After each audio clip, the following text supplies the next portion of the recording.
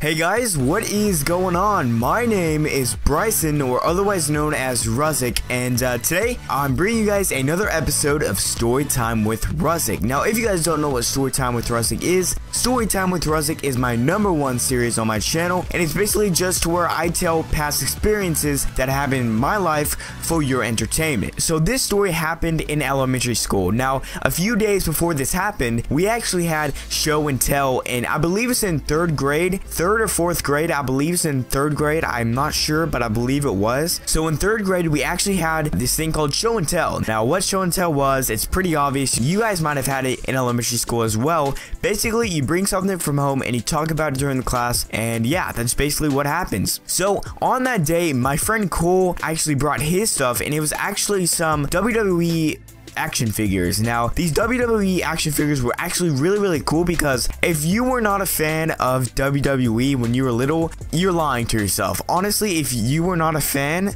then you're lying to yourself, because every kid when they were little had to be a fan of WWE, especially with Jeff Hardy and John Cena. Dang, they were the shit back then. They were.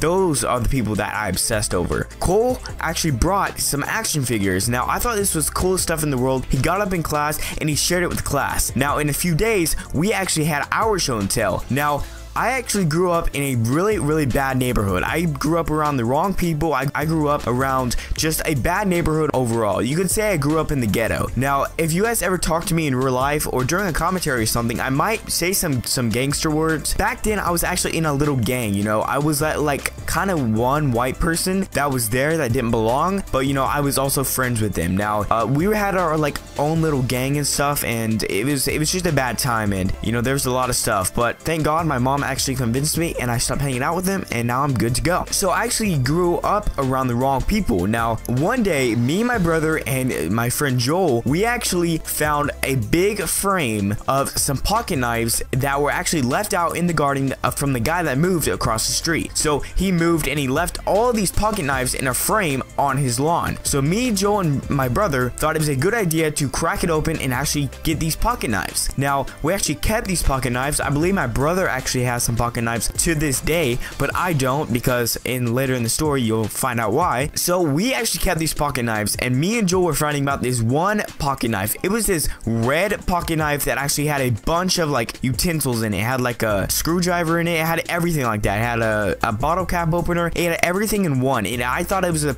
coolest thing ever. So it turned out that I was getting the pocket knife. I took it and I kept the pocket knife. So on show and tell day, I actually got the pocket knife and went on to the bus with it. Now, I thought this was going to be the coolest thing ever to show the class, a pocket knife. I thought that was going to be the coolest thing ever, right? Well, I'm on the bus and it actually goes to my friend's stop, and his name is Walter. Now, once Walter gets on the bus, I actually show him this red pocket knife. I pull it out of my jacket and I show it to him. Now, since I was not on the window seat, I was actually on the aisle seat. So, you know, Walter's to my left and I'm, you know, in the aisle. Since it's elementary school, it's from kindergarten to 4th grade to where I lived. 4th graders and 3rd graders were not the only people on the bus. They also had kindergartners, 1st graders, 3rd graders, 4th graders, 2nd graders, everything. They had every type of age on that bus. Now once I pull this pocket knife out, I show my friend Walter, and what happened was one of the younger kids actually saw the pocket knife. They just started yelling, "Bryson's got a knife on the bus! Bryson's got a knife on the bus!" And the bus driver pulls over, stops the bus,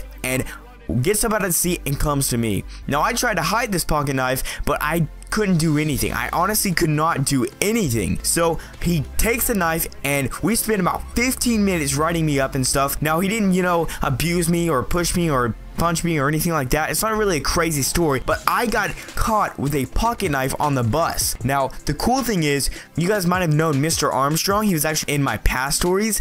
Since, you know, me and Mr. Armstrong went through all this stuff, he actually probably didn't even want to bother with me because we've been through so much crap together. So he probably didn't even want to bother me, and he probably just said, all right, fuck it. But as Mr. Armstrong is walking through the hallway, I know he's coming to get me. So I come back from the bathroom and I talk to him. I said, "Mr. Armstrong, I found a pocket knife on the bus, and one of the kids said that it was mine, and the bus driver took it, and he wrote me up for finding the pocket knife." And he's like, "Where you found it?" And I lied to him and I said I found it in between the seat when I sat down with Walter. So I basically lied to the principal about having my pocket knife, and I said it was in between the seat just to get out of trouble. I know, smart, right? But that was the time I actually got caught with a pocket knife. Now everybody on the bus thought I was gonna like kill someone or something, but I honestly just wanted to show it during show and tell to the class. I know, stupid thing, right? I was a stupid kid back then. Like I said, grew up around the wrong people. But anyways, guys, hopefully you enjoyed the video. If you guys did, don't forget to smack the like button. Can we smash 70 likes on this video? That would be absolutely amazing. And if you guys are new to the channel, can you guys please click that subscribe button? We hit 3,000 subscribers, so it is the hashtag road to 4K. So anyways, guys, if you guys stuck around until the end of the video, can you guys put a hashtag road to 4K? That'll tell me who my true fans are and stuck around until the end of the video. So anyways, guys, thank you for watching. I want to thank you guys for all of the support you guys are giving me on my channel. It really does mean a lot, and I love every single one of you. So like I said, guys, thank you for watching. Stay fresh, guys. Stay awesome as ever. And yeah, thanks for watching, and I will see you guys later.